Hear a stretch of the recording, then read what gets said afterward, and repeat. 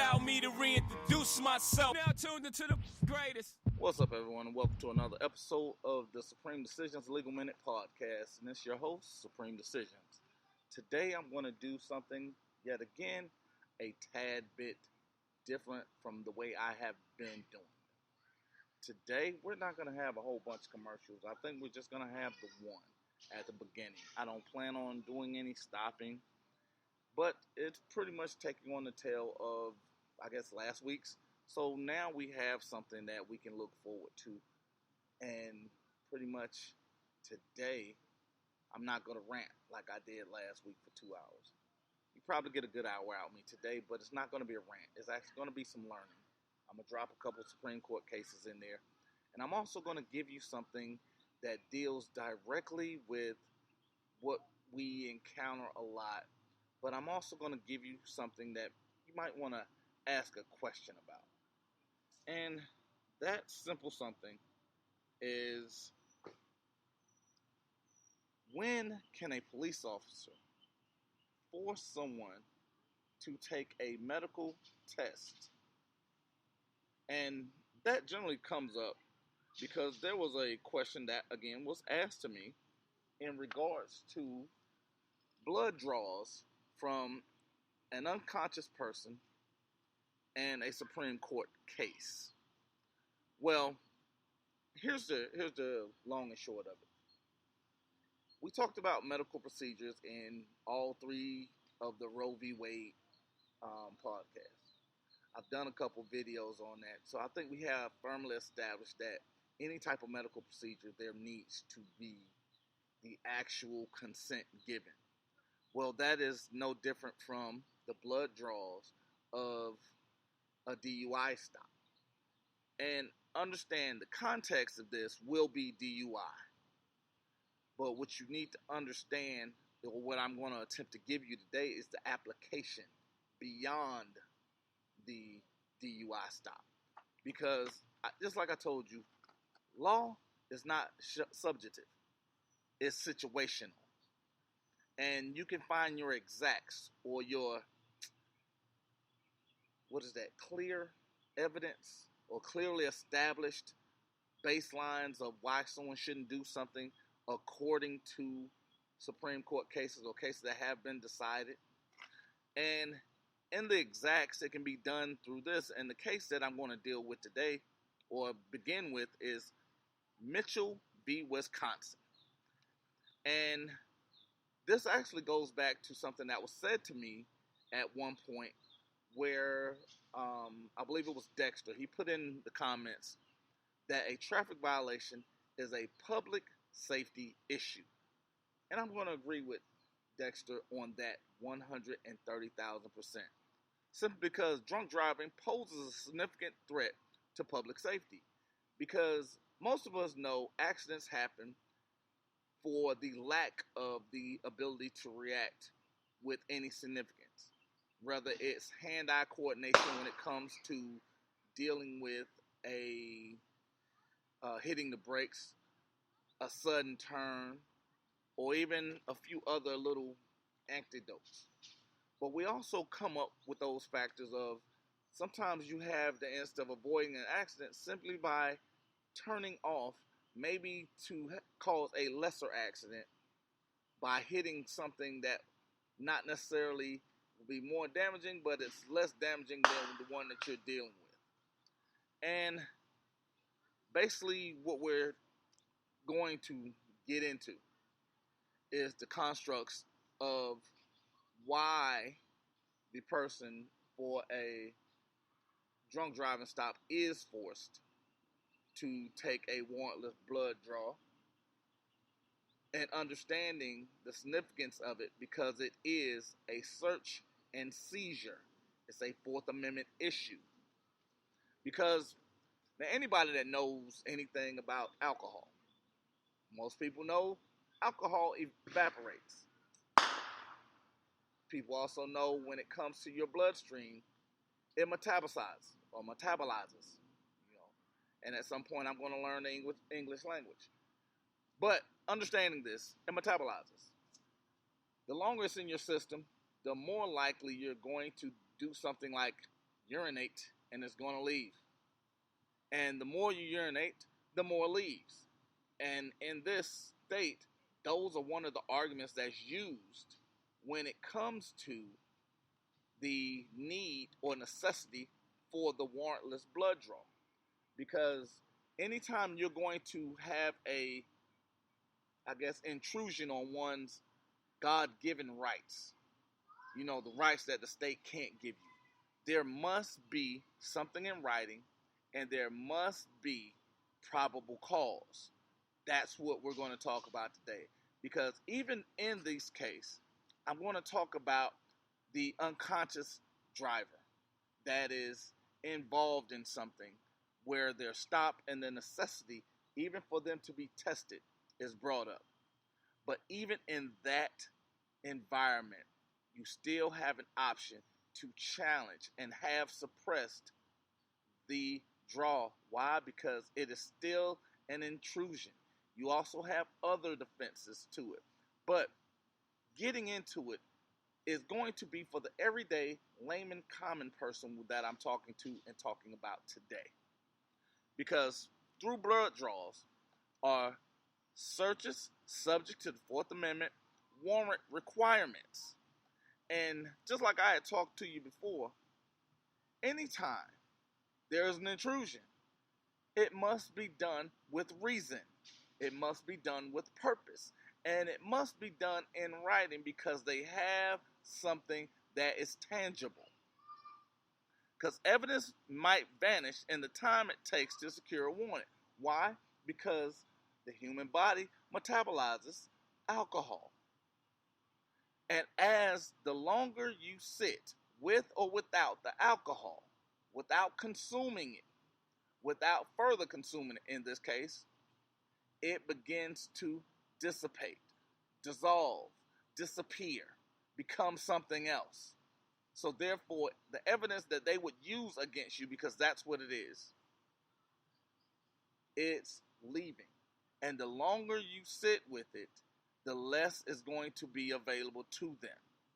And the question in Mitchell v. Wisconsin was, if the drunk driver falls unconscious, requiring the officers to take the driver to the hospital before administering a breathalyzer, the officers may order a warrantless blood test to measure blood alcohol content. That was a question that was brought up in this case. And it was also one of those that was actually taken before the Supreme Court. And the decision came just like any other intrusion. It came with those huge words. If, and, or. All of those are within those conclusions.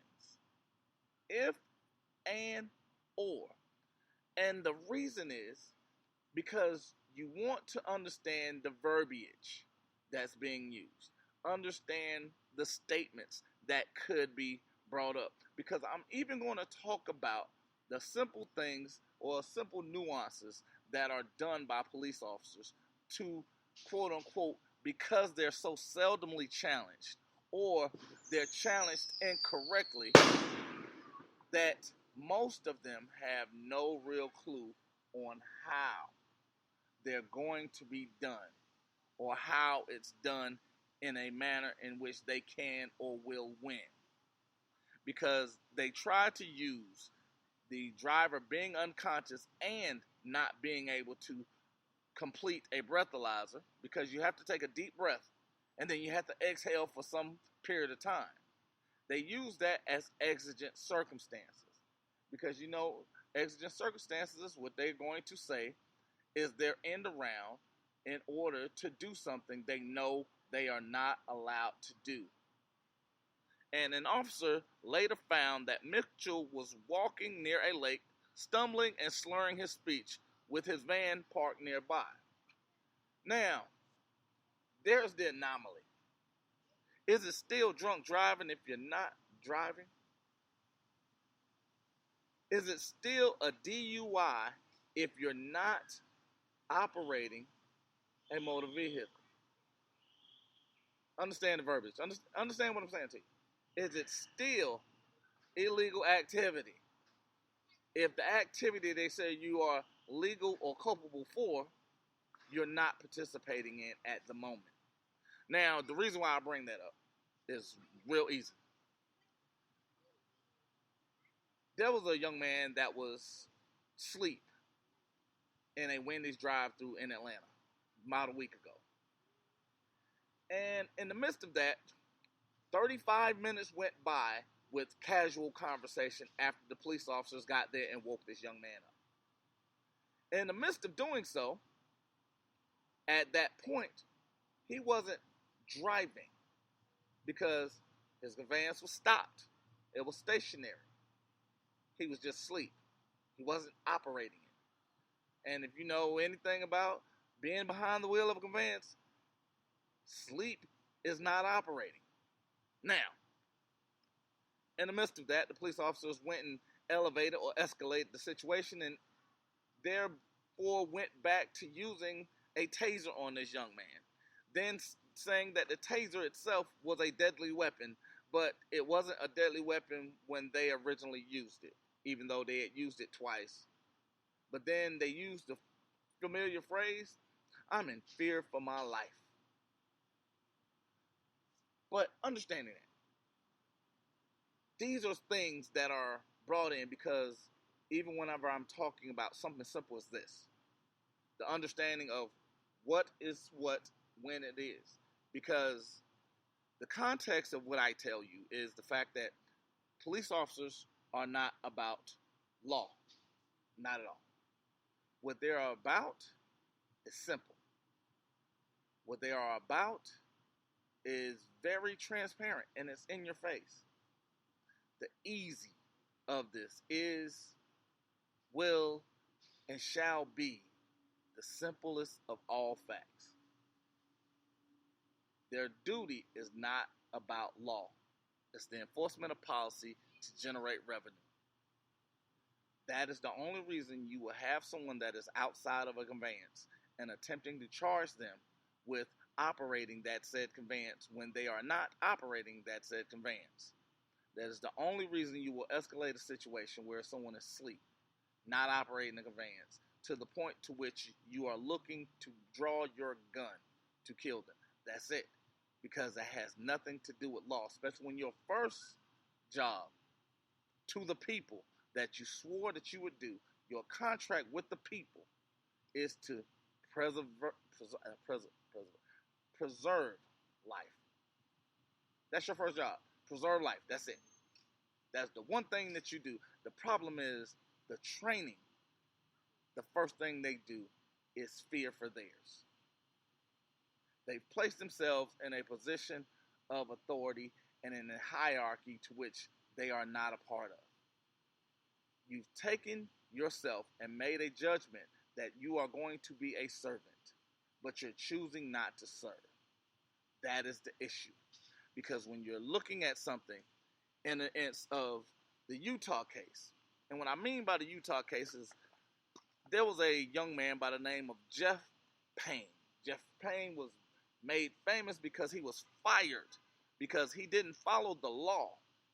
And then he said last year, even after being fired, even after being noted that he did not follow department guidelines, Jeff Payne, who went to a hospital, who tried to encourage a nurse to break the law. This nurse refused to, one, violate this person's privacy, two, refused to violate this person's health, integrity, or life by drawing blood because they were not unconscious and the cop wanted to be lazy and circumvent his duties. Jeff Payne arrested this nurse. Jeff Payne lost his pension. Jeff Payne cost the city of Utah, or the state of Utah, $2.3 million. Jeff Payne tried to get his job back. Jeff Payne is the reason we need police reform. Jeff Payne is the reason I did the podcast on last week. Please reform. Jeff Payne is one of those reasons. Because at the end of the day, police are only allowed the minimum amount of force necessary to protect themselves and to bring the suspect into custody. So when you're looking at the fact that, one, if Jeff Payne had simply made a phone call prior to transporting, by the time he had gotten to the hospital, Jeff Payne could have possibly had a warrant. I'm going to say that one more time. Because it was necessary for Jeff Payne to take this person to the hospital. It's also necessary for Jeff Payne to have made a phone call for a warrant. Because again, he doesn't have to have it written. They have these things called computers now. Because I have an iPad. I haven't used an actual pen or pencil in years. He's able to type something and hit send. A judge is able to open their email and sign it right there and hit send. You don't hear me. But Jeff Payne chose not to do that and then said he would do it again even though he knew it was wrong and against department policies and against the law and that it cost him money. These are the things that we also need to understand. These are the things that we need to challenge. Because even in this situation, when you're looking at the tactics that are being used, they're going to be used against everyone. They're going to be used with impunity. And one of the things they'll attempt to use if you don't challenge it is this thing called implied consent. Now, I'm going to go a little deeper into that one real quick, simply because I had a conversation with a young man and he asked, it was an interesting question because what he spoke about was policy. And he spoke about the contract that you sign when you go and get a state ID or a driver's license. Those were the conversations that he was having. And I actually thought they were very interesting simply because most people don't know. Simply because that's the reason I have a channel, because most people don't know.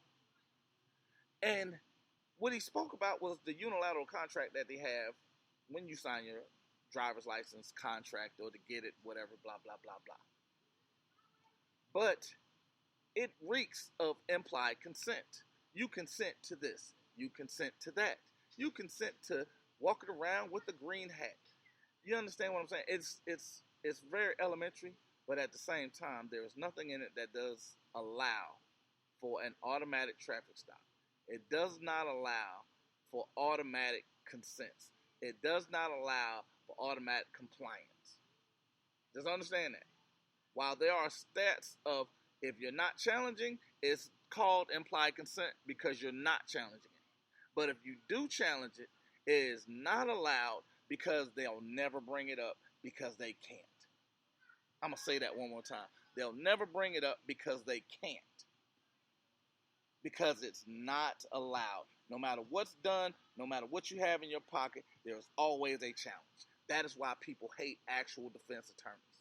Because when they go in there with 1,000 paper cuts. Because they challenge each and every aspect of police procedure. That's why police don't like them, because you can't be lazy. One of my favorite people, I'm going to get back on subject in a minute. One of my favorite people I even told you guys was Bayard Ellis from Law and Order. Andrew Browder. Now, the thing people hated about Andrew Browder or Bayard Ellis was the fact that Bayard Ellis was thorough. I'm going to say that one more time. Bayard Ellis was thorough. Because he didn't take on a whole bunch of cases. He took on one at a time. The reason he took on one at a time is because you have to put in the time to get the W. You can't take on 30 and 40 cases and think you're going to be able to put 2.5 weeks of work into each one of those cases and be successful. And to be prevalent at what you need to be prevalent at. Understand that. He took on cases to win. It didn't matter what the case was. Once he took it on, he understood that they've been doing wrong so long they think it's right. And it was also something that was brought up, and I went back and started watching Chicago Justice. And the one thing that was amazing to me was the fact that there was a prosecutor. He was actually doing a challenge. He was challenging the U.S. government.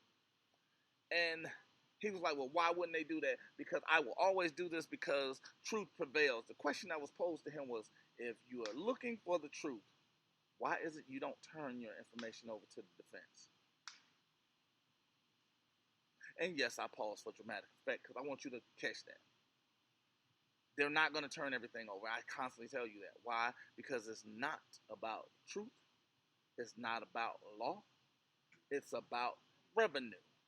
Because if it was about truth and it was about law, why aren't they turning everything over? Why are they hiding video? Why are they hiding audio? Why is there laws against them holding on to things? Why? Why is that? There's literally case law, multiple cases where you cannot be withheld information. And if one of the things that we're being penalized for is information, why is it that they're holding on to it and then we're supposed to be okay with them holding on to it? And the great part about this is the simple fact that when you go into and you look at these aspects and you look at the unconscious drivers are presumed to have consented to blood draws. When you look at the implied consent that is labeled into contracts, when you look at the things that are set forth and laid out, you then begin to understand what it is that your job is. And that's simply to stay focused. Go after any and everything that's in front of you. This is how you eat. This is how you make sure things are done the right way. Because just like I said, blood draws are searches. Because if you are forced to give a blood sample, you refuse to incriminate yourself or remain silent. Is the absence of exigent circumstances or of a warrant that is supported by probable cause, it is illegal.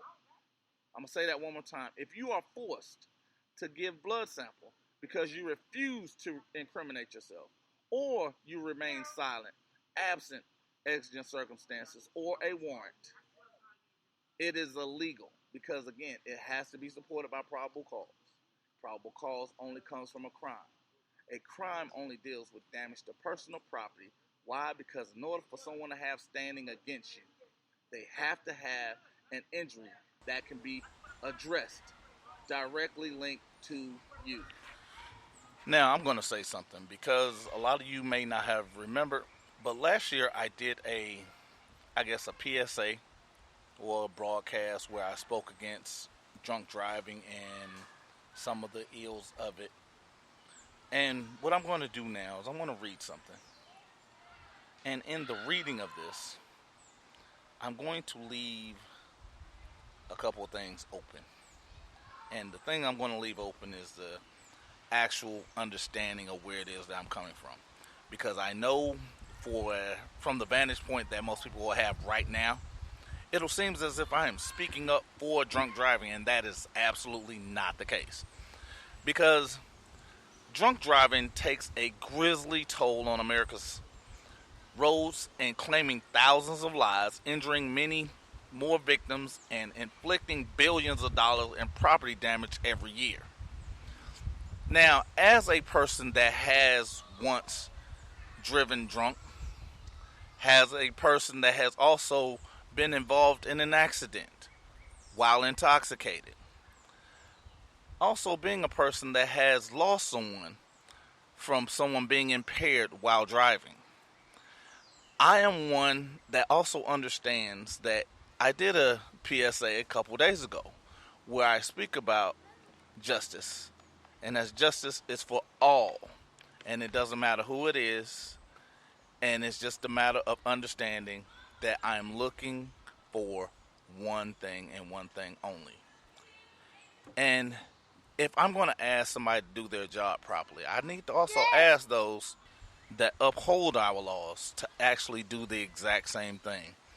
If I'm going to ask them to do their job properly, I also have to fight for those, or fight with those, that are out there exercising their God-given rights. I may not agree with each one of those stances that anyone takes. I often have disagreements with people that have great intentions. But at the end of the day, as long as you're coming factually and you're coming justly, I don't have an issue with it. We can always disagree and go about our way as long as we have some sensibility in what it is that we're disagreeing on. So understand the fact that I am not advocating for drunk driving. In fact, I am the exact opposite of that. I am for proper policing. I am for those that have an opportunity to challenge those that are looking to oppress you. Because our current judicial system is horribly flawed. And I do encourage each and every person to stand up, throw down, and be ready to die for this if they have to. Now, I often quote that because that is the only way that you get respect. Because a lot of people use the words, why don't you give me respect? Respect isn't given. Respect is earned. People don't like me because I'm a nice person. People like me because they're able to tolerate me. Because they understand, they see where I can see. They can understand that I have a vision of where I'm going. And they understand I have a plan of getting there. But at the end of the day, they understand that whether they're a part of my plan or not a part of my plan, the plan is going to continue, and it's a just plan. They don't have to support it. They don't even have to be for it. But they understand that it's just, and it's going to move with or without them. That's how respect is earned. Because I don't need someone else to become successful. I don't need anyone else to pat me on the back and say, this is what you do. What I need is one thing and one thing only. And that's the ability to continue moving forward. And also continue challenging the system we call the justice system. So understanding that when we're talking about this case itself, we're talking about how in the Mitchell case, under the law, drivers who operate vehicles in Wisconsin's public highways are deemed to have given consent to blood, urine, and breath testing, and unconscious drivers are presumed not to have withdrawn consent. Now, understanding something that, again, it's something I'm going to get into later. Because it's one of those where we're looking at the fact of how statutes are considered constitutional. But what we're going to rely on at this moment is the selective incorporation doctrine. Because, again, when you're talking about a medical procedure such as drawing blood, which that is, whether you like it or not, because it requires a medical professional to do it properly. Because not someone that's half-ass trained, not someone that's in training. You need a medical professional. It requires someone with skill. That's why police officers cannot do it at the scene. Because it requires someone that is specialized in a skill to withdraw the blood. But now, whenever we talk about these things, that goes into a Roe v. Wade type of conversation. That also goes into a Fifth Amendment privacy issue because you have the right to remain private in your person and those things that are going into it. And as well as what they're searching for is incrimination or incriminating evidence, which would be what they're going to use against you in a court, not a court of law. That's up to you to put it there. But they're going to use that in court against you. So you are required to be silent against self-incrimination. Those things are all what you're challenging with this. So that's why police are not given the unilateral decision-making ability outside of your consent or the consent of a judge, because they actually have a complaining witness that has a fairly traceable injury to those or actions that you may or may not have taken part in. And I'm going to get into a couple of cases, and one is Schumberg v. California and Missouri v. McNeely. And I talked about McNeely once before, but understanding the fact that I'm not going to go deep into either one of those cases. I'm just going to give you a kind of an overview. But part of the overview in Schember v. California is it's the degree of urgency that can justify a warrantless blood testing. And basically, what happened is Justice Alito proceeded to lay out the general standard for exigency exception. Basically, it gave you the circumstance. Remember, I told you, it goes into some things that we know are the biggest words in law. And part of that is under the exception for exigent circumstances, a warrantless search is allowed when there is compelling need for official action and no time to secure a warrant.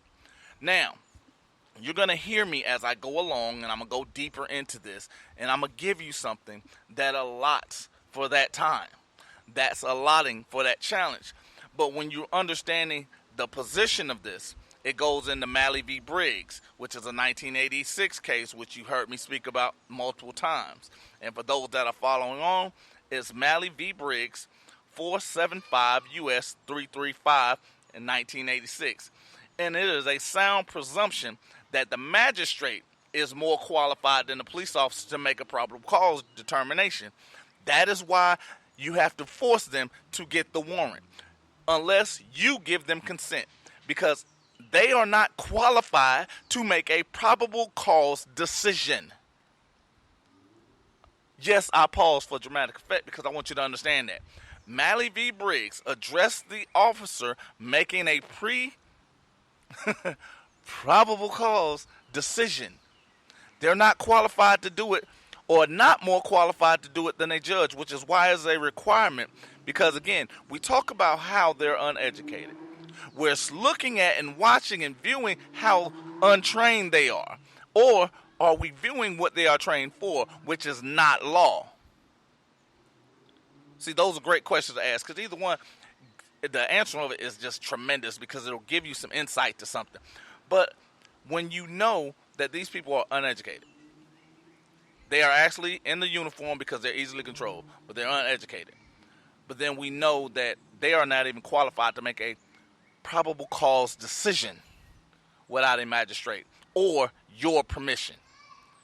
Again, this was decided in 1986. And this is why you challenge that, because if you don't give consent and they don't offer an opportunity to go do the other part, they didn't do their job, because that is a part of their duty that they swore to do. They made a choice.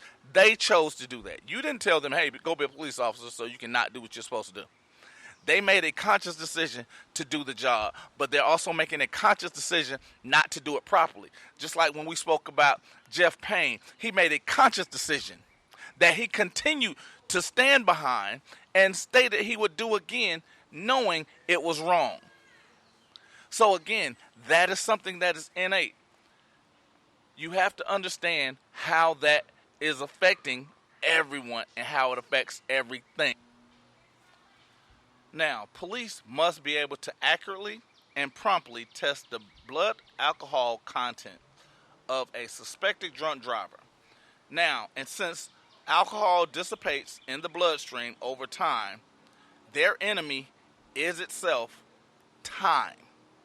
Because the longer it takes for them to actually get a warrant or consent means the longer or less amount of the blood alcohol they're going to find if they're able to get it.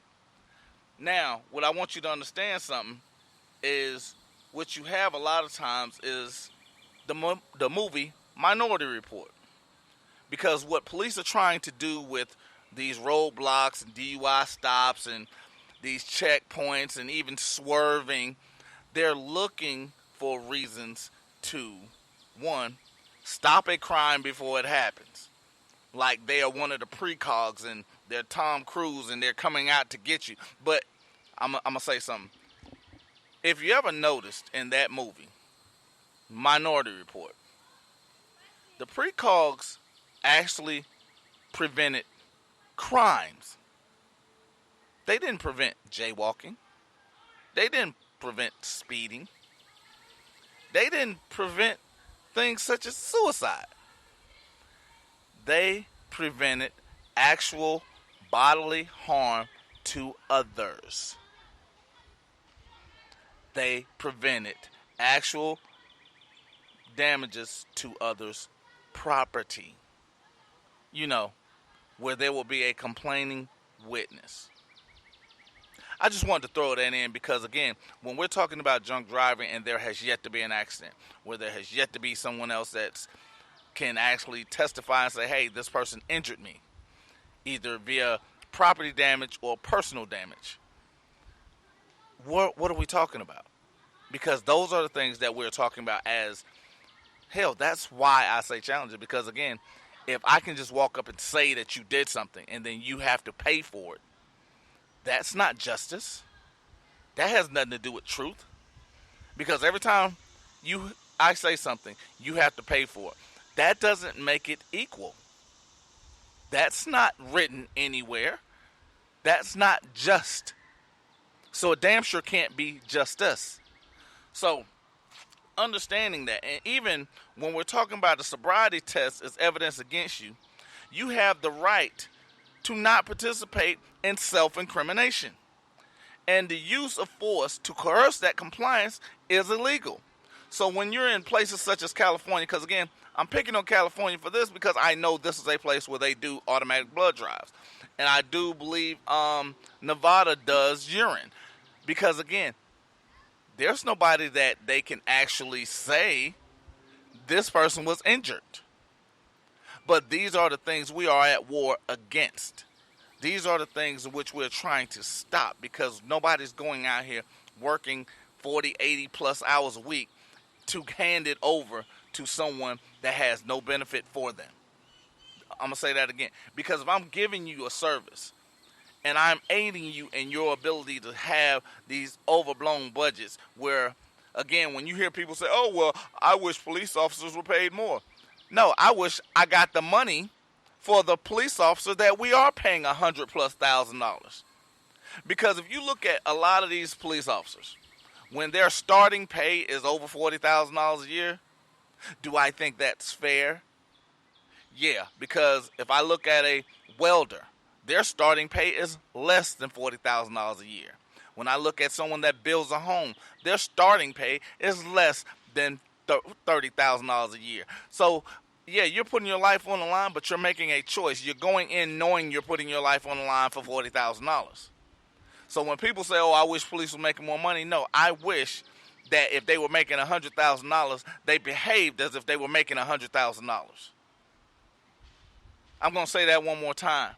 If they're making six figures, I wish they would behave as if they were making six figures. I wish they thought as if they were making six figures. The problem is we're handing those that are unintelligent money for that which they can't. You know what? I'm going to give you a great example of that. Because I was told this 100 times and I didn't know what it meant until it bit me in the ass. Now, when I was 18, 19 years old, I was blessed to be in the company of a lot of professional basketball players, such as Chris Whitney, Darrell Armstrong, Frankie King, Ed Elisma, Stephon Marbury, Travis Best, James Forrest. These guys, Jeff Shepard, Ron Mercer. I can go through a list of guys that were in my corner. Going to my boy Woodbury that went to Kansas. These guys helped mold me into something. The problem was I'm 6'4". 6'4" and a half barefoot. I'm not getting any bigger. That's it. That's all I had. I had a 40+ inch vertical. And I could shoot the lights out. The problem was I knew I had a 40-inch vertical. I knew I could shoot the lights out. And my attitude was just as stank as it could be. And I do mean it the way I just said. It was stank. It was Pepe Le Pew funky. It was sitting in the garage, soaking wet, in the corner, mildewed up for a month and a half, funky. That's how bad my attitude was. The problem was my talent took me to places my character didn't allow me to stay. What we have when we have people that are not educated to a level in which that is necessary for them to be making six figures. and you're giving them these positions and this imaginary power, they don't know how to deal with it because they've not earned the position that they're in. They're given it. I'm going to say that one more time. They haven't earned the position that they're in. It was given to them. These roles need to be filled by those that can actually perform the jobs. Uh-oh. I think I just said something. I think I did. Because we're giving people roles that they are unable to fill sufficiently. And the problem is you have a lot of people around them that are yes men, no men. Yes, sir, boss, and we agrees with you. And nobody wants to correct their behavior. Because we talk about how bad CEOs are when they have a bunch of yes men. Because they don't have anybody that challenges them. They don't have anybody that allows them to go to another level. You don't have iron sharpening iron. You have a bunch of people that just agreeing. You have a bunch of people that saying, you know what? You right. I'm going to say that you right. No. You can't grow if every time you say something you're right. If no one ever challenges you, you know what? I'm going to say this. A lot of people looked at Floyd Mayweather. They didn't like it. And the reason why was because Floyd was flashy. Floyd went out and did a job because he had one thing in mind. Everybody else had things of dethroning him. And one of the things he talked about, everybody had a plan until they got punched in the mouth. Then you saw who they were. I recently watched Floyd's fight against Shane Mosley. I listened to something Nasheem Richardson said. He said that what's going to happen is everybody thinks Floyd is soft. They think he's pretty. He's not going to do anything. He said what's going to happen is this. Shane's going to crack Floyd. Floyd's going to turn into a dragon and start spitting fireballs. I'm going to show Shane how to deal with Floyd spitting fireballs. He said because the boy is the truth. Nasheem Richardson said that about Floyd Mayweather. Now, the reason why no one liked him is because Floyd, the last time anybody saw that dragon was against Arturo Gatti. They saw a glimpse of it with Victor Ortiz. But what Floyd had in mind was, I'm not going in there to knock you out. I'm going in there to win, and I'm going in there to get a big paycheck. That's it. He didn't care how it looked. He didn't care what he had to do. He just went in to get the W. He didn't go in there to knock you out. He went in there to put on a show and to win. That's it. People didn't like that because they're not understanding that it's not gladiator battling. That's not what Floyd was a part of. He was a part of the sweet science. No one likes defense attorneys because, again, when they're doing their job, no one likes them because they're not going in there to have a gladiator battle. They're going in with 1,000 paper cuts. They're going in to chip. Because, just like I told everybody else, the most difficult thing that you have is they have to convince 12 people. I need one. It's easier to convince one person what I'm painting than it is to convince 12. And whoever's accusing me, they have to convince 12. So that way, when they're striking that brush, they have to be perfect. I got to be Deontay Wilder. Because that was another thing that they talked about Tyson Fury. Tyson Fury fought Deontay Wilder knowing I just can't get hit with that right hand. Deontay Wilder told him, hey, you got to be perfect 12 rounds. I got to be perfect 1 second.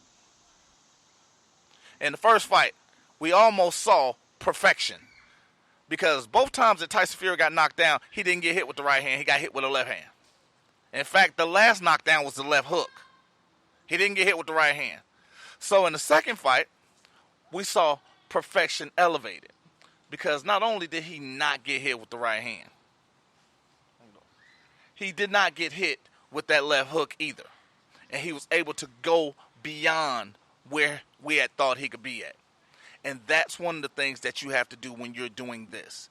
You have to go beyond what you see is coming. You have to know what's in front of you before you can actually step down and actually lay out your plan. That's what this is. It's setting up a focal point for you to actually plant your feet, stand up, and be willing to throw down for this. Because if you don't do it, your liberty is going to be what you're losing. Because if you give up one, you're going to have to give up two. And when you give up two, they're going to come and take 3 and 4. We're watching this done on a daily basis without regard, without any challenges. And that's what I'm kind of give to you. Giving you a means of challenging. Giving you a means of looking at what's bigger. Because even though I'm talking about a subject I really don't want to talk about, I'm giving you something because even in this situation, if it's not done correctly, I don't feel you should be punished for it. Because I am for justice, no matter who's it for, as long as it's done justly. That's the whole purpose of everything that I'm doing. That's the entirety of everything that I'm saying. This is what I want you to take away from this every time I stand up. Every time you listen. Every time you watch. These are the things that I'm trying to give you. And I want you to know that that's where we're heading with this. Because we're getting better and we're getting to a point to where I think the understanding is going to change just slightly. Because even when we're talking about the blood alcohol content and as its evidence is dissipating, some other factors create pressing health, safety, and law issues need for or would take priority or over a warrant application. And the great thing about that is something I'm going to get into later, because those are kind of those, what can I do if? How can I challenge if? And again, that'll be in cases such as Perez v. Campbell, or I can't even understand this, is Birchman or Birchfield v. North Dakota. These are 2016 cases. One's a 1971 case. But the preservation of evidence at the scene, those are things that you also need to take into account even for a DUI stop. This is why you get the police report. That's why you also, if you heard me talk about the discovery, you're getting a copy of the scene or evidence report. Why? Or the evidence log. You want things such as the chain of custody, because all of those things need to be challenged. Why? Because I spoke about it earlier. Time. Because their entire argument for exigent circumstances is going to be time. Your easiest challenge is time. And guess what? When you start involving secondary, third parties, and guess what? Hospitals have video. You can actually get those videos immediately. When you leave, before you even ask for the first one, you can ask for the hospital video. And again, when you're asked for that, be specific. Because all you want is the time you got there and the time you left. Because at the end of the day, those are what the challenges are going to be. Because if there's a discrepancy in that time window, and we know the police officers often create a narrative for just those situations. Now, if there is a discrepancy from what you're looking at versus what was written, they can't argue with themselves. That is the one thing that you need to pay attention to. That is the one thing that you also need to understand. As it's laid out, it gives you an instant W. Those are the things that are basically helping you get what you need to get to. And also, forcing police to put off other tasks in favor of seeking a warrant for even a relatively short period of time may have terrible collateral cost. Because again, time is their enemy. Because you've often heard me say that when you're doing your filings, time is not your friend. Time is not their friend when you're talking about the dissipation or metabolization of, which I don't even know if that's a word, the metabolizing of alcohol in one's bloodstream. This is the one thing that they don't have the luxury of. Because the more time they take, the less evidence they're going to have. And here's the greater part. The exigency exception almost always covers instances in which a suspected drunk driver, unconscious, or a stupor requires him to be taken to a hospital or similar facility before police have a reasonable opportunity to administer a standard evidentiary breathalyzer. Because keep in mind, I talked about the transporting to a hospital. That's something that's got to be done. And they even use the word stupor because, again, that's something that happens. Because we're looking at the young man that was in Atlanta. We're looking at even Mitchell in this case. They were in the middle of stupors. They weren't driving. Yes, they were intoxicated. Let's not even trip like that's not what happened. They were intoxicated. Both instances. But at the same time, neither one of them was operating a conveyance. Neither one of them was operating or driving under the influence.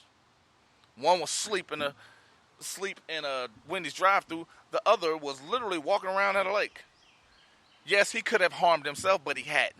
He could have harmed others had he drove, but he didn't. Could the young man at Wendy's, could he have harmed somebody had he decided to drive? Yes, absolutely. Was he driving to get there? Yeah, he did. He's done that. However, unless they're precogs and they can see into the future, which means they're not going to be police officers, because that's going to, I would say the IQ on that would be a little astronomical. And we know they have cutoff limits. But understanding if that's not the case, you cannot predict the future. That's why they're not allowed to use hunches. That's why they're not allowed to guess. Hell, they can't even make a determination on probable cause. So why are we now giving them the authority to do anything beyond that? And you must also understand a warrantless blood draw of an unconscious driver might even violate the Fourth Amendment. Now, most people have even the context of even this is one of those where religious practice comes in. Because if you are a practicing Jehovah's Witness, now a lot of times you won't know that unless there is something or some type of paraphernalia that's within either on your person or within your conveyance that will be actually known, or something that can be brought up during the suppression hearing. So just keep those in mind, because at the end of the day, just because you're doing something, there still has to be a reasonable action that is done by the police officer or officers that are involved. And the imminent destruction of evidence is always a risk, regardless of whether the additional factors that the plurality pointed to are at present. Once a police officer has probable cause to believe a driver is drunk, the destruction of evidence alone is sufficient to justify a warrantless search based on exigent circumstances. Now, keep in mind, the stop itself is not probable cause. And the cause itself to justify anything beyond officer discretion is the question that you need to ask. Because again, it is a conscious choice. Because I've shown you, Malley v. Briggs, they are not qualified to make a probable cause determination. Unless you give them consent, they need the signature from a judge. That's not your words, that's not my words. That is the actual law. That is the case law. That is a Supreme Court decision law. The supreme law of the land. So that there is no categorical exigency exception for blood draws. So understand, even though you had a Supreme Court case that says the only thing that can be a question is if the person is unconscious. Why? Because you can't have consent or non-consent. But if there's a medical procedure done, you're going to have something in court that's going to be called inevitable discovery. But generally, if there is a medical procedure that's performed on a drunk driver that is unconscious, it is a great chance that that person has either hit somebody or hit something. So damage to a person, damage to property, those are crimes. Those are the probable cause needed, not the actual stop itself, because we know that the DUI checkpoints are illegal. So I'm going to say that one more time, because we know the DUI checkpoints are illegal. So if they're stopping you for swerving, which I even did a video on that, swerving for even 60 yards is not illegal. Because if that's the case, half of the people in El Paso and South Carolina, they be getting tickets every day. Why? Because they can't drive straight. I even got a partner of mine, I call him a floater because that's how he rides. he floats from lane to lane. Not because he wants it, it's because his equilibrium is off. He can't look straight. You know, and at the end of the day, the police have time to secure a warrant before the blood draw. The Fourth Amendment mandates they do so. Because you remember I talked about their initial stop with Jeff Payne, the Utah man. The dude that wanted the nurse to violate someone's personal liberty. And she refused to do it. Why? Because the person wasn't unconscious. The person did not consent. And Jeff Payne did not have a warrant. And Jeff Payne refused to do his job properly. This is what that talks about. Because I told you, Jeff Payne has a computer. Jeff Payne on the ride. Or, here's the greater part about that. Jeff Payne is transporting. There was a second officer on the scene. The second officer can do paperwork to get a warrant. Yes, I just paused for dramatic effect. Now, here's the greater section of this whole thing. When have you ever seen a traffic stop that only had one officer that lasted more than 10 minutes? Don't worry, I'll wait. Because, yes, again, I pause for dramatic effect because I want you to take that into, just let it soak in a little deeper. Because there is time for the warrant. Their choice is not to get one. Why? Because they're looking to circumvent their duties. Why? Because 95% of people will not challenge it. Just like I talked about the paralegal. He actually was like, well, yeah, it was a speeding ticket, so we're not even going to challenge that. Why not?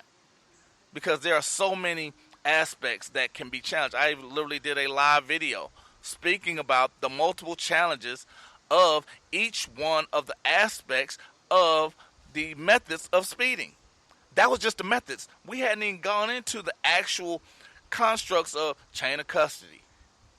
We hadn't even gone into how the machinery works, what the officer's part in it was, the human error part of it. We haven't even gone into all that. I gave you one little creak into the door.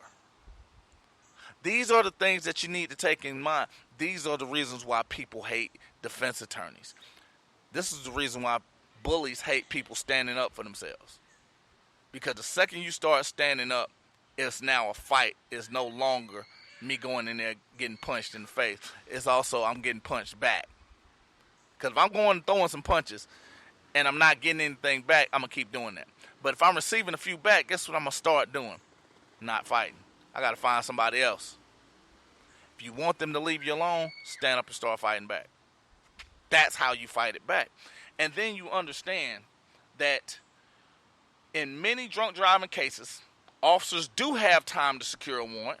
When officers suspect someone a drunk driver, they typically must transfer him or her to a medical facility in order to gather blood alcohol content evidence. Why? Because I told you that the blood itself is evidence against you.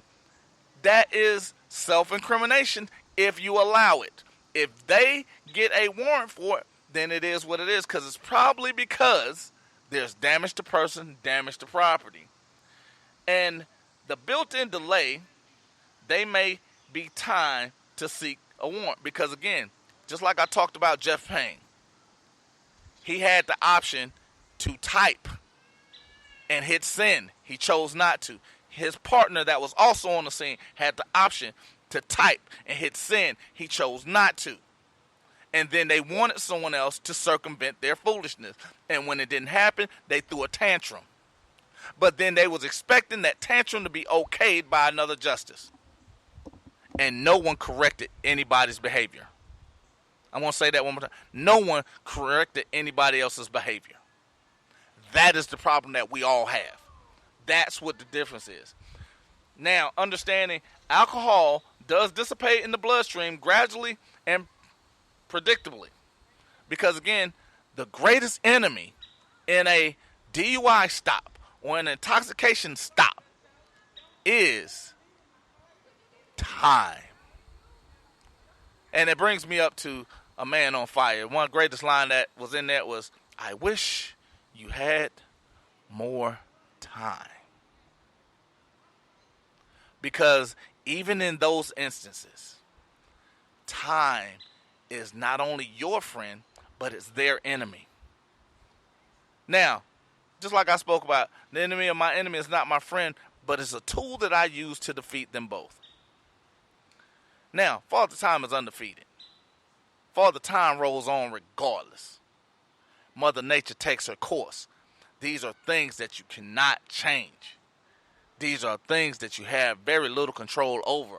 But you can participate in them because you can understand how to use them in your favor. Because even when you looked at the incident with the young man in Atlanta, they spoke to him for 38 minutes. So if he was drunk, he was damn near sober by the time they was finished because he was less than 200 pounds. I'm going to say that one more time. Even if he was dead drunk, he was sober by the time they started with the extra because they talked to him for more than 38 minutes. He was well rested. But time had also dissipated the amount of alcohol that was in his system. That was one of the things that they screwed up on. And then when they tased him, he probably pissed on himself. So there's a good chance that the rest of the alcohol went on up out of him. Because at the end of the day, Mother Nature is going to run its course. Father Time is going to keep doing what Father Time do because it's undefeated and you're not going to change it. And understanding self, a statute itself cannot create the actual and informed consent that the Fourth Amendment requires. Exigent circumstances cannot be waived because anytime there is a waiver of a constitutional right, it must be done in writing. I've said this once, I've said this twice, I've said this 1,000 times. Because understanding it must be conscious, knowing, and willing. If you're going to give it up, it must be conscious, it must be knowing, and must be done willfully. Or the statute itself does not stand according to the selective incorporation doctrine. I'm going to say that one more time. The selective incorporation doctrine, because I'm saying it so much, I'm getting tired of hearing it. I just want you to understand that. I'm saying it so much, I am tired of hearing me say it. Because the little nuances that are available to us, if we're not going to take advantage of them, if we're not going to fight back, you're wasting your time listening, you're wasting your time watching, you're wasting your time, you know what, because you're probably not donating, so I'm not even going to get into that. But I do appreciate those that are taking that extra step, going that extra mile, that's doing what's necessary to not only stay safe, but to continue to be safe, to stand up for what's right, to stand up for what's theirs, to stand up for what is the correction that's needed. Let's call it that, the correction. Now, police have probable cause to believe that a driver is drunk and the driver is unconscious and unable to complete a breathalyzer and heading to a medical facility anyway. Because remember, I talked about inevitable discovery. Those are the exceptions. Because if they're going to draw blood because they're going to the hospital anyway, and there was a crime because there was either an accident where a person was hit or property was damaged, it's going to be seen anyway. That's when they don't need a warrant. When there is just a stop, when it's just a stop, for whatever reason, beyond damage to person, damage to property, they need a warrant or consent from you. Anything beyond that is illegal. Because I'm going to read that one more time. Police have probable cause to believe that a driver is drunk. The probable cause, I'm going to say that, the probable cause only comes from a crime. Now, they can smell. Notice it don't say anything about smelling it. Now, but probable cause can come from an open container and a smell. Open container and a smell.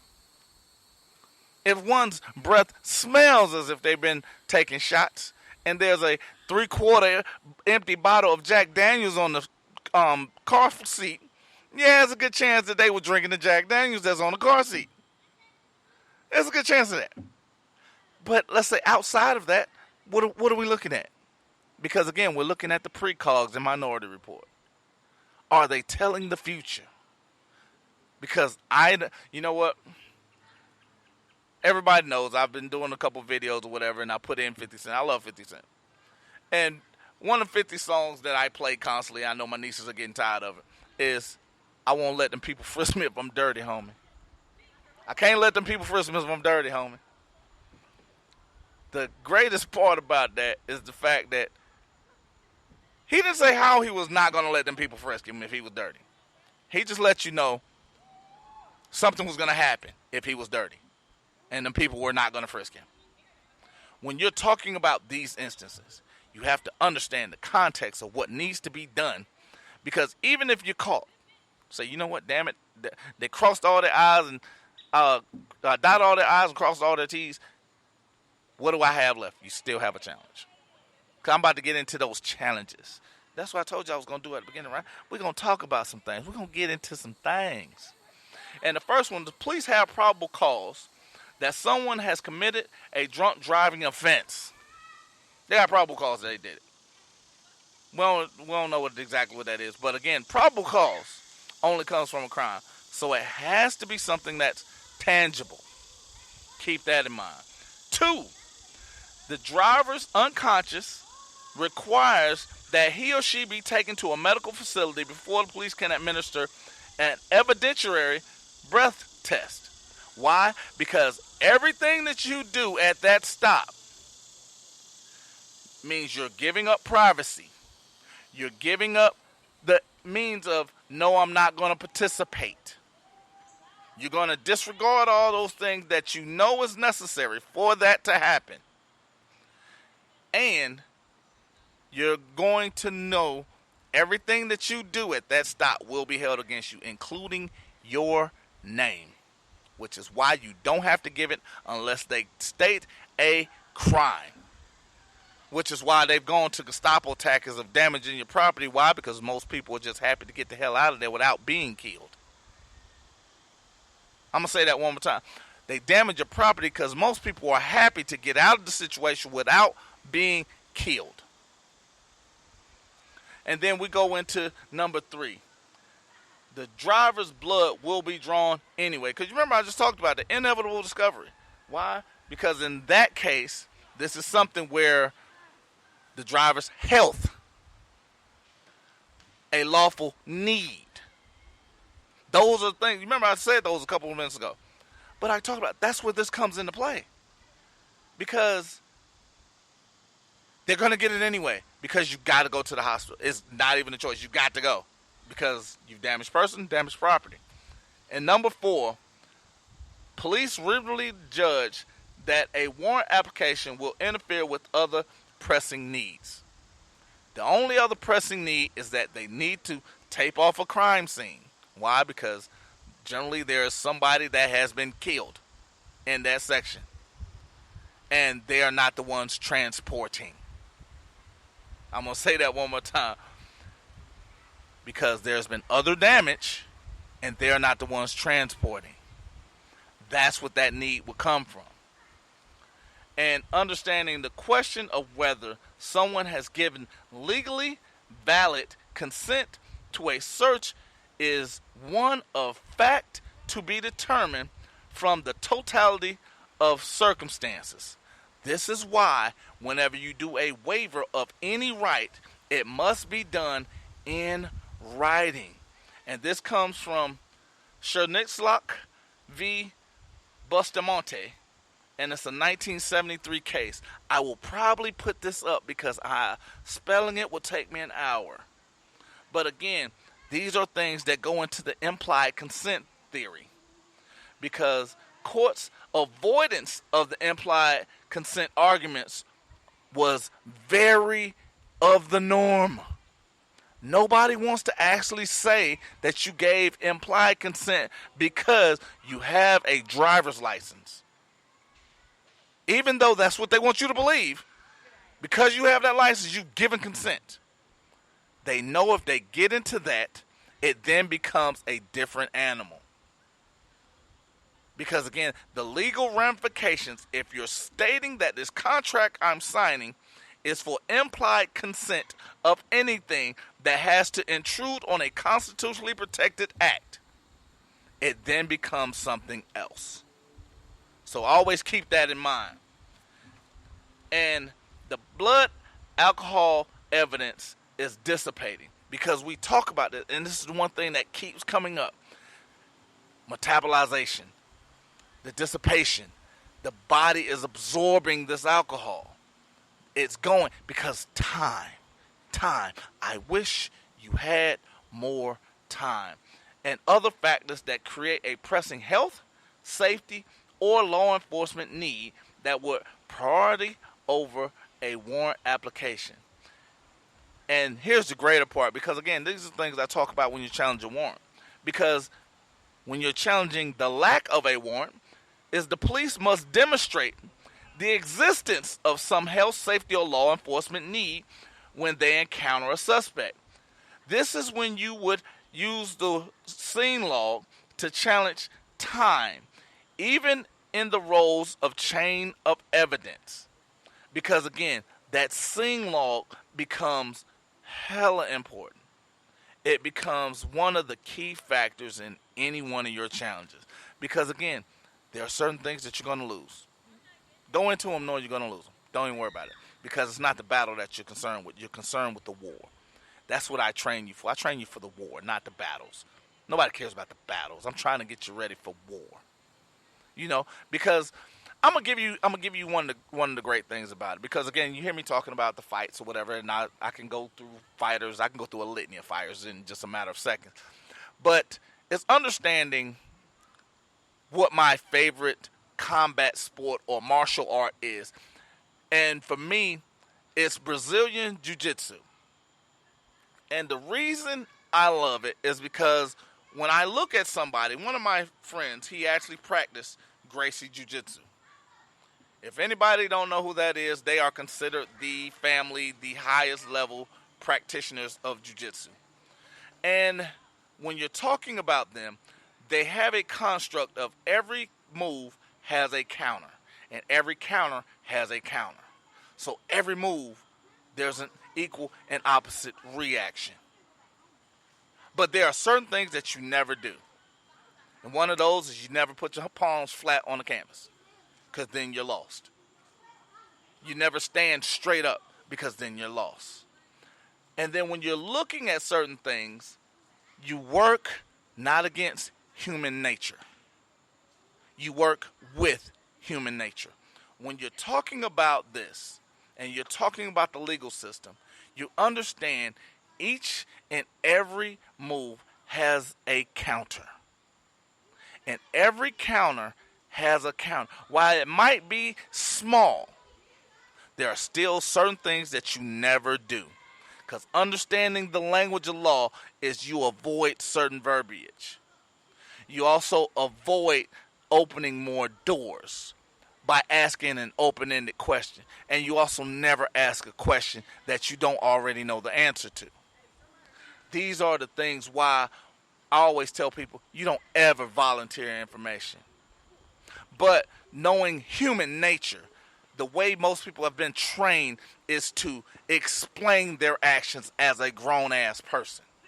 Those are the things that I say never do.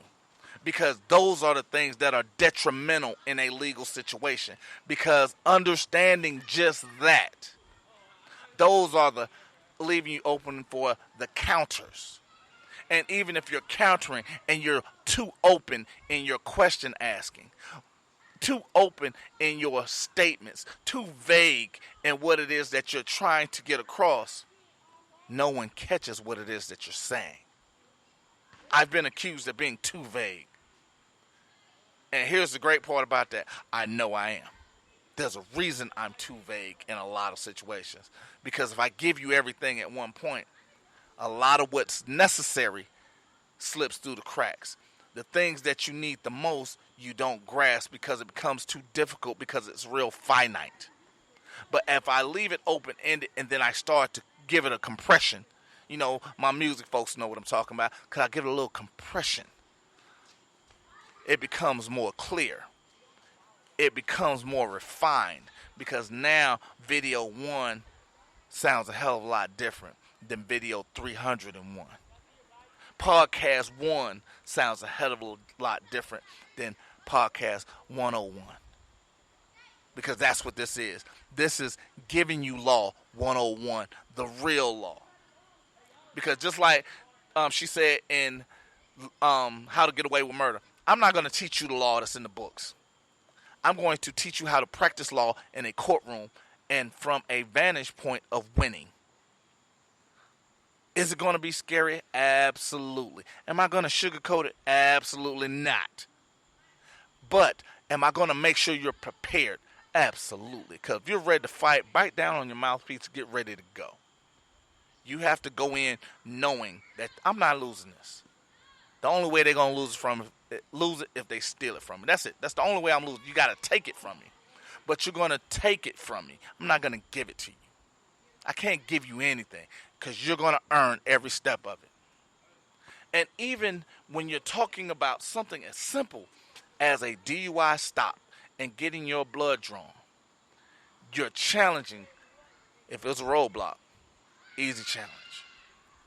If they took your blood, easy challenge. Were you unconscious? Was there damage? There are so many avenues in which has to be answered that even canned statements won't get you. Because what I want you to understand is the court focused on the case's particular facts and the amount of time that had been taken by the officer in pursuit of his other responsibilities. So I'm using the Jeff Payne situation because it was done horribly wrong. And it's easy to point out the things that was done wrong. In Mitchell, the thing that they did wrong was they attempted to contact him when he was not driving. They attempted to charge him with something for driving. And again, there are a lot of folks that are mischarged. I'm not saying they didn't do something. I'm just saying that they're in there for something that they did not do. There's a lot of people like that. And the great part about this is because it's about revenue. It's not about law. It's about intimidation. It's not about the truth. Because if I told you the truth that a 14, 15-year and 16-year-old group of boys did not hurt someone in Central Park, that's not a good narrative. But if I tell you a 23-year-old man committed an act that these 14, 15, 16-year-old boys were accused of, it becomes harder to swallow because someone has already intimidated these boys into saying they did something they didn't do. But we want to treat this 14, 15, 16-year-old as an adult until they do something or it becomes one of our children. But it's more difficult to believe the act itself because of we need to believe and blame somebody first. But the whole thing is nobody stayed focused on the facts because it's not about the truth. And even if a health, safety, or law enforcement need is present, a defendant might still suppress blood alcohol content evidence if he or she can show both that their blood would not have been drawn had the police not been seeking blood alcohol content information, and the police could not have reasonably judged that a warrant application would have been interfered with by other pressing needs. Because remember, I just told you, Mallory v. Briggs, they can't make a probable cause determination. That has to be done by a judge. They are encouraged to get a warrant. Their time is spent whenever they actually have to go through and do something. So even on transport, even if they're doing the transport, guess what? They can choose the time they do the transport. Because even if a health, safety, or law enforcement need is present, a defendant may still suppress blood alcohol content evidence if he or she can show both that the blood would not have been drawn had the police not been seeking blood alcohol information, and the police could not have reasonably judged that a warrant application would have interfered with other pressing needs. These are the things that I talk about when they're forcing you to ID at a DUI stop. If they tell you, oh, I'm going to take you down and I'm going to draw your blood, and I think that's a Nevada one too. Or we're going to sit right here until you have to urinate. We're going to test your urine. No, you're not. Because if you do, I get to tap them pockets. Because that's how a corporation apologizes.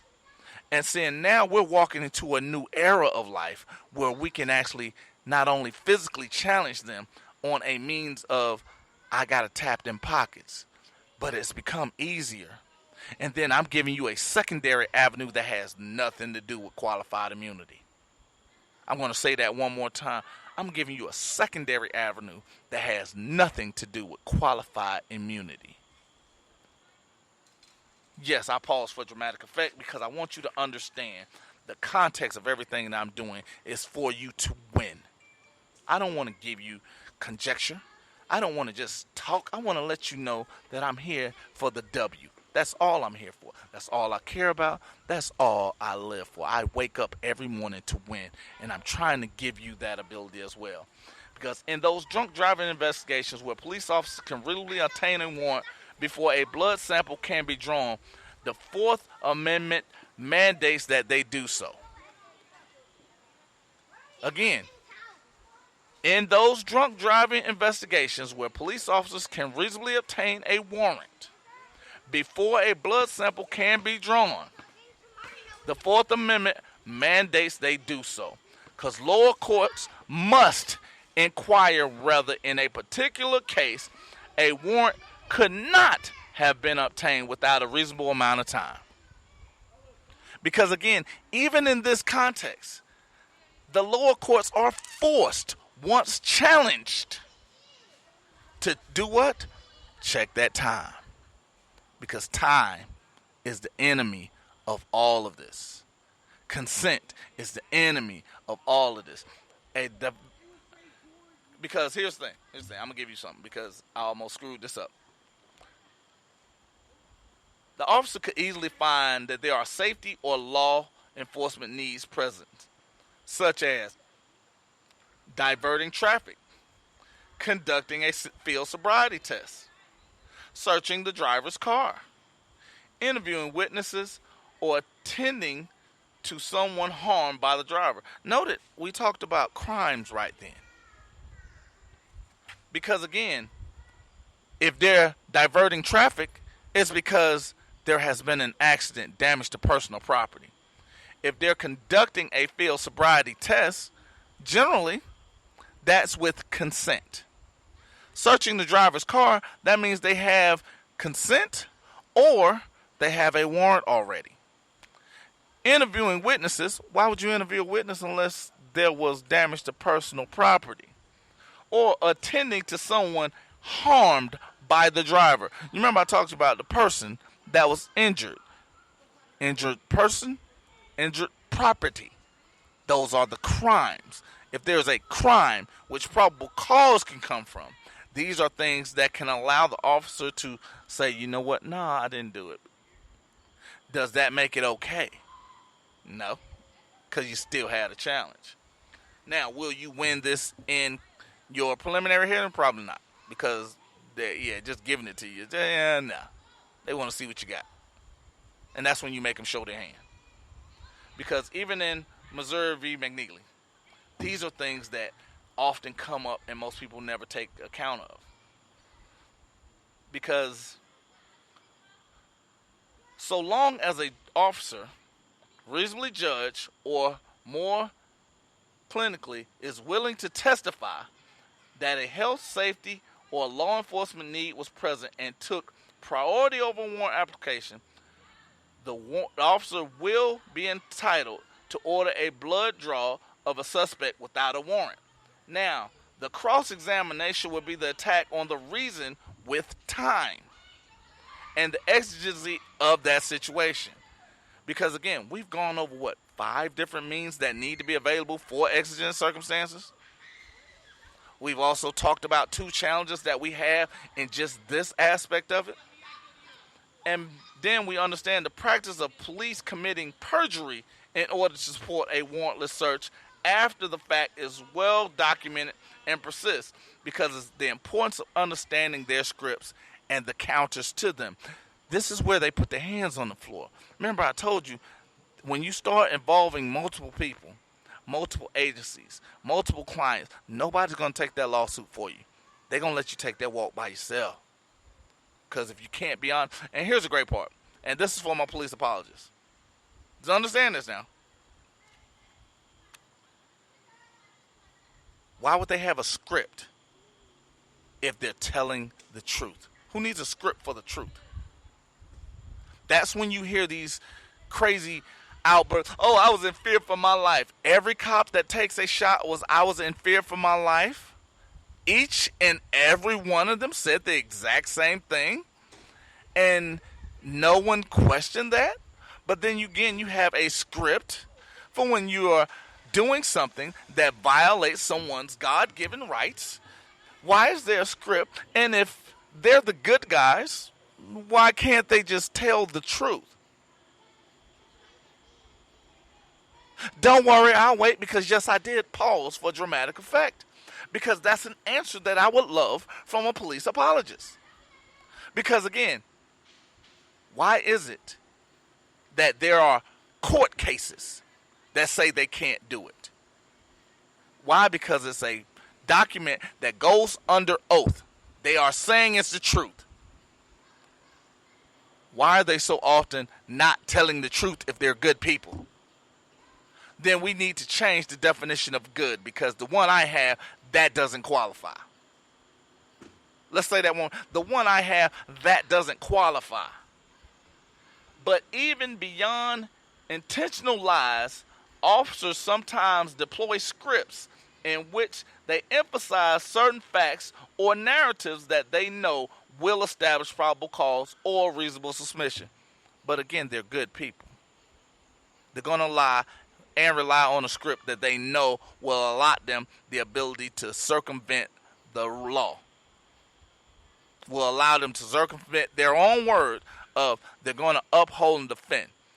Again, not my words. This is actually written into a case. This is actually written into a case. But I'm the problem whenever I ask them to do the right thing.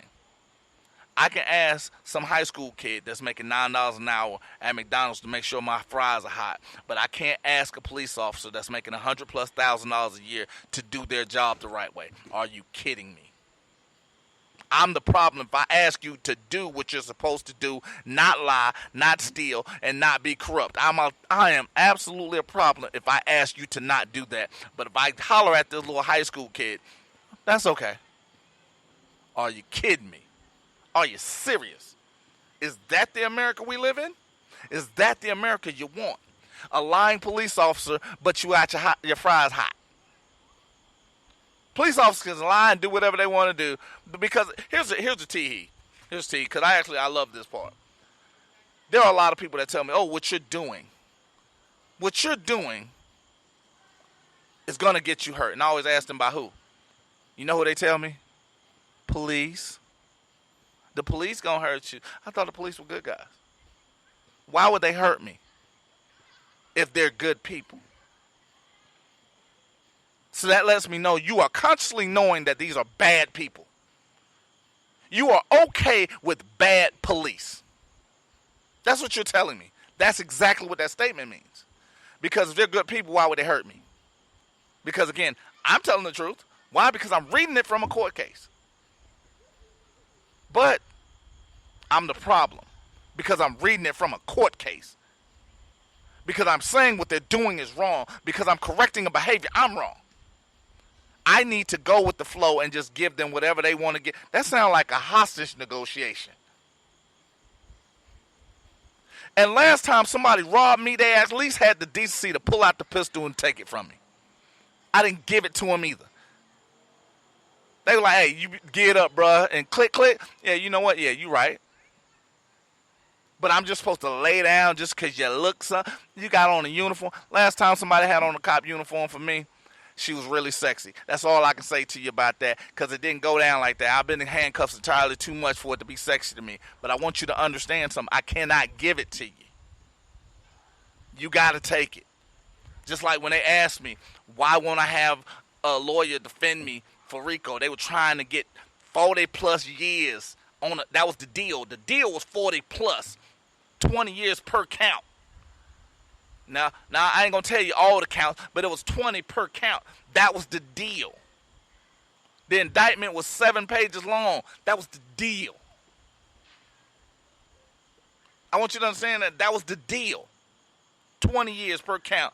Went down the hall, some rando. This dude killed 3 random ass people, got 15 years.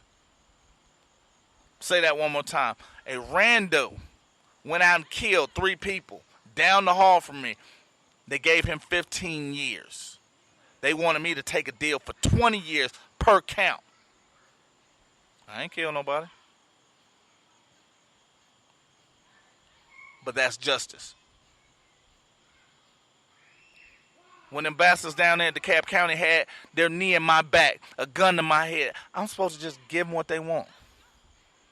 No, I can't do that either, because they're not giving me what I want. I'm quid pro quo. Yes or no? Because at the end of the day, anything that you're getting should be earned. I can't give you anything. Because, one, I am too valuable for anything. If I'm giving you something right now, God bless you. Because last time I checked, I'm one of the most stingy dudes I know. Stingy. There ain't a whole bunch of giving. But what is given is the fact that I have no qualms with sitting down, looking you in the eye, and giving you an honest answer. Not a problem. Even if you don't agree, I don't ask you to agree with me, because again, I ask you to challenge me. Just like I'm going to ask you to go into any courtroom across this country and challenge someone that's trying to take something from you. And I'm going to give you a great thing, because one of the things 50 Cent said to Floyd Mayweather before he went against Victor Ortiz, he told him, he said, you know what? He said, because Floyd was kind of overlooking Victor a little bit, because he knew that Victor had a suspect ass chin.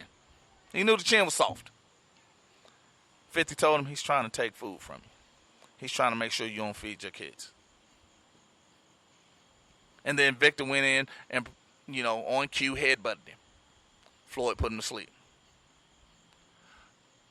That's what you need to do. You have to show them something different.